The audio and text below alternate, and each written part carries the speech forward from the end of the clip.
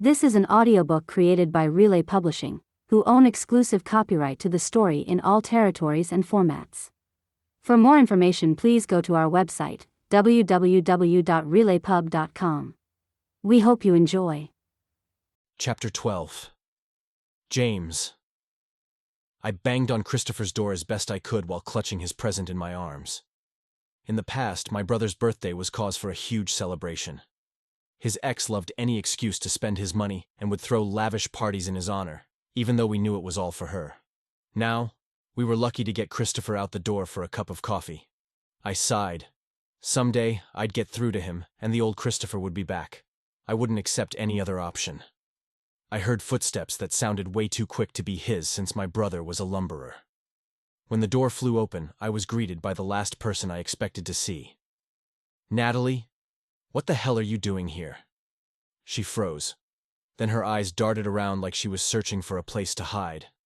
Hi, James." She gave me a quick little wave, and I tried to ignore the fact that she looked absolutely stunning in a damned hoodie, ripped jeans, and Vans. "What's going on?" I demanded. "Why are you in my brother's apartment? Is he okay?" Natalie glanced over her shoulder, then came out into the hallway, closing the door behind her. "I can explain, but you need to let me get everything out before you interrupt me, and you can't get mad at me." "I refuse to promise that," I said. "Well, then I'm leaving." She turned to head back into the apartment, but I reached out to grasp her arm. She glanced down at my hand wrapped around her bicep, and I released her quickly, aware that I'd crossed a line. "We don't touch, because touching was dangerous." "For fuck's sake, Natalie." I sighed again. "I promise I won't be an asshole to you. Just tell me what's going on. This is my family we're talking about." A shadow flickered over her face. Then she took a steadying breath. "Okay. So Rhea told me that Christopher still had a bunch of the archival designs on paper. And I felt like in order to do the best job possible on the Pantone project, we should have access to everything, so I—" Her cheeks pinked as she paused. "I emailed your brother to ask about them." I opened my mouth to scream at her and remembered my promise. I crossed my arms and glared at her instead. "He was very receptive," she added quickly. "He invited me over. I never would have invited myself, I swear to you. I might make dumb choices sometimes, like calling you my boyfriend. But I'm not that stupid." Her mind seemed to drift back to the conversation we'd had about her text again, but she quickly refocused. "Anyway, Christopher and I had such a great time that, well, I've stopped by a few times since then to collaborate with him, and it's been amazing." For the briefest moments, I felt a flash of something sour, imagining Natalie and my brother spending time together. Sitting side by side at the table, swapping ideas. Could they be? But Christopher was no match for someone like Natalie, especially in his current state. Despite the woman he'd married, he was usually drawn to quiet, nurturing partners. Nothing like Natalie the Spitfire. "So, has he been okay?" I asked, tentatively. I wasn't used to getting status updates about him from anyone but Bernie. Natalie broke into a huge smile. "He's been phenomenal, super helpful, and he's given me the best feedback on my stuff. Like, crazy, insightful advice. He's so sweet." Relief washed over me despite her gushing about my brother. Hold on, I was jealous of the time they'd spent together? "You've got that right. Christopher is one of a kind." "I see you brought him a present." She pointed to the gift. "I feel like such a shit because I had no idea it was his birthday. He didn't even mention it when we set up the meeting for today. Bernie had to tell me." I froze. "Hold on. My grandmother is here too?" She nodded, grinning at me. "It's an impromptu party. Come in." Natalie led the way, and I walked into a space that felt totally transformed. Of course, my grandmother had brought balloons and flowers, though I had a feeling that the loud music was probably thanks to the worst karaoke singer in history. "Look what I found haunting the hallway." Natalie laughed as she walked into the great room. "There he is," Bernie cheered. "Come here, you." My grandmother swept towards me with her arms outstretched, her flowy teal Branson design top billowing behind her. I could tell she probably just had her gray hair styled into her usual chignon for the occasion. As I pulled her close, breathing in her familiar perfume, I felt an unnamed tension release from the back of my neck. Dad died when I was just a baby, and Mom and Bernie raised Christopher and me together. Hugging her always felt like coming home. "What the hell were you two doing out in the hallway for so long?" Christopher asked. "I was about to send a chaperone out to find you." He pointed at Bernie. I glanced at Natalie and she blushed. "Just work stuff. Anyway, happy birthday, dummy." I held up the gift. "It's a book." "Gee, thanks for ruining the surprise," he joked. What I didn't mention was that it was a limited edition coffee table book by famous fashion photographer Clarence Avignon that he'd signed and annotated. One of our original designs actually appeared in the pages. "You're just in time," Bernie said. "We have food on the way." "Yes, we decided to order the most ridiculous stuff we could think of, so prepare for some fun finger foods," Natalie added. I sighed. I'd planned for a quick visit, but it was clear I was going to be there for a while. Sit, Bernie ordered. "Sparkling water, everyone?" She headed for the kitchen before any of us could answer. I took a seat on the couch opposite where Christopher was perched, and Bernie's gigantic Chanel purse was taking up much of the real estate on the other chair, so Natalie had no choice but to sit beside me. "Your employee here tells me you're working her to death," Christopher said, glancing between us. My mouth dropped open as I glanced over at Natalie. "Did you seriously tell—" "No, I absolutely did not say that, you troublemaker." She pretended to swat Christopher. "I believe I said he's a fantastic boss, and I'm learning a lot." "Well, thank you." I bobbed my head at her. "And Natalie, for her part, is an exceptional employee. She's got an incredible eye, and she's intuitive about the way things work at Branson. I'm really happy with what she's producing." Natalie shifted in her seat and grinned at me. "Stop. You're embarrassing me." "What?" "It's true," I insisted. "Turns out we make a good team," she said, eyes still on me. Shocker, given our introduction. I laughed at the memory of our first meeting. So much had changed since then. "Yeah, I would never have imagined it, considering how you nearly took me out with a wet mop." She covered her face as she giggled. "I was protecting myself from a stalker." Christopher glanced between us. "What the hell are you two talking about? Mop? Stalker?" The door buzzed, and Bernie rushed out of the kitchen. "The food is here, I'll get it." Christopher jumped up, and I noticed that he was in clean jeans and a button-down shirt instead of his usual gym shorts and oversized t-shirt. "That's Julia," he said, tucking in his shirt. "She's great, you'll love her." "You're on a first-name basis with your grocery girl?" I asked. "Snob." He frowned at me. "Don't call her that. She's working her way through school. This is her side job." The sound of cheerful bustling filled the space, and I joined them as the delivery person unloaded. Once I saw Julia, I understood why Christopher was so quick to defend her. She was adorable, with a shiny blonde ponytail under her baseball cap, and a giant smile that made me want to smile back at her. "I brought you birthday flowers," she said shyly, handing a bouquet filled with sunflowers and yellow roses to Christopher. "Is that weird?" I watched my brother's face and realized that he was struggling to remain even keel. My heart clenched when I saw him blinking quickly, staring at Julia with unabashed awe. "No, that's amazing. No one has ever given me flowers before," he said in a quiet voice. "Thank you." Bernie seemed oblivious to what was going on as she snatched them away from him.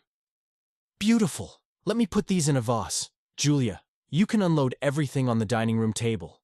Boys, be the gentleman I raised you to be and help her. I'm James." I held out my hand to Julia, and she shook it, smiling. Natalie was already hard at work, unpacking the overflowing bags. "What the hell did you crazy people buy?" Christopher asked, holding up a box of Cracker Jacks. "Awful, wonderful, delicious snacks. Finger food, like it's a kid party," Natalie answered. "And I snuck in a couple of extra surprises," Julia said. She opened what looked like a pizza box to reveal a giant cookie cake covered in frosting. Christopher walked over to her. "Did you pay for this?" She nodded shyly. "We talked about this, Jay," he exclaimed, attempting to scold her despite the huge smile on his face. "You need to stop buying me stuff. I'm serious. Your tip is going to be ridiculous today. I'll second that, I said as I stacked 5 packages of steaming chicken tenders on the table. Bernie joined us with the flowers arranged in a crystal vase that was no doubt one of the few things that Christopher's ex hadn't taken. Oh, Julia will be very well taken care of today, don't you worry. My grandmother had her faults, but being a bad tipper wasn't one of them. Okay, I think that's everything, Julia said as she packed up her bags. I'm going to head out. Christopher, I hope you have a wonderful birthday. James, Natalie, and Bernie, it was nice to meet you. Wait, Christopher said quickly, moving closer to her. Can't you stay? Please join us. There's way too much food. Really? She glanced around at us meekly. I am done for the day. Get this woman a plate, Natalie insisted. The more the merrier. The rest of the afternoon passed with the 5 of us gathered around the table, swapping stories, eating and laughing. Christopher seemed more alive than I'd seen him in ages, and I noticed that his eyes seemed to be perpetually glued to Julia. Thankfully, she was equally enthralled with him, finding excuses to touch him and serve him food. All under the guise of treating the birthday boy, but I could tell there was more to it. I also noticed how at ease Natalie seemed among my family. But then again, that seemed to be one of her gifts. She could charm anyone if she put her mind to it. I hadn't been on the receiving end of it much at first, but lately it felt like Natalie and I had reached a place of stability. If I ignored the damned attraction that was boiling in my veins, we'd be just fine as colleagues. In time, I'd find a replacement for Clint so I wouldn't have to see her at the creative meetings, and Lorraine's replacement would take over for her. Natalie would revert back to being just another Branson employee. Not someone I couldn't wait to see every day, and definitely not someone I couldn't stop dreaming about. After a few hours of teasing and laughter, the table was strewn with empty boxes. Julia stood up and started cleaning them away. Would you knock it off? Christopher said. You're my guest. I'm just helping, she said. And I actually need to go in a minute. I have class tonight. But thank you for inviting me to stay. I had the best time. Her eyes were shining when she glanced at Christopher. Me too, he said. Let me walk you out. Bernie glanced at us once they were gone, a smile on her face. Well, did you see what I saw? They are so into each other, Natalie said, slapping the table for emphasis. He needs to ask her out for real. Agreed, I said. She seems good for him. Who seems good for who? Christopher asked as he walked back into the room.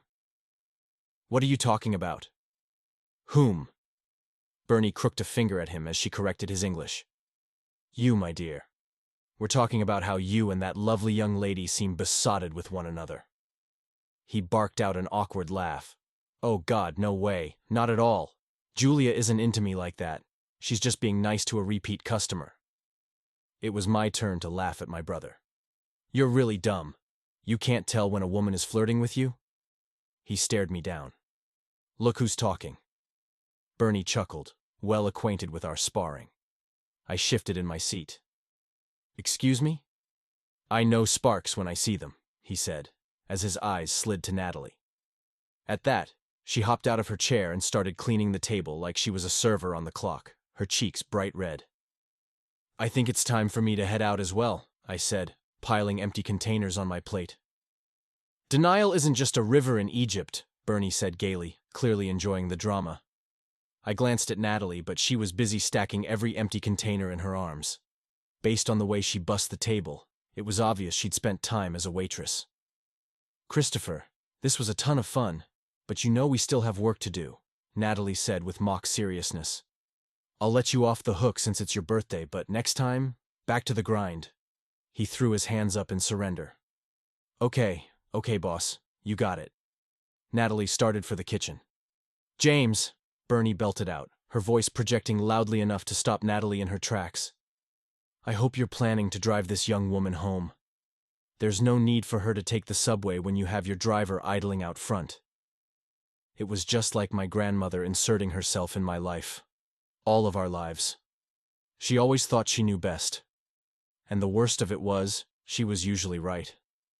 So I knew better than to try to argue with her, even though the thought of getting Natalie alone in my car made my pulse race. I guess that settles it. I was going to hang out with my brother for a bit, but if Bernie says I'm leaving, then I'm leaving, I said. I turned to Natalie. May I take you home? One of the empty boxes in her arms almost jiggled to the ground and she stooped to pick it up. Sure. That would be fine. I mean, thank you. Let me just... She nodded towards the stack of packaging in her arms and speed-walked to the kitchen. Christopher watched her leave, then turned to me with the corner of his mouth quirked. Don't blow it, he said in a quiet voice. I didn't answer, choosing instead to suddenly become very interested in the Patek Philippe on my wrist. I wasn't about to tell my brother that we were nothing but colleagues, and that's all we would ever be. This was an audiobook created by Relay Publishing, who own exclusive copyright to the story in all territories and formats. For more information, please go to our website, www.relaypub.com. We hope you enjoyed.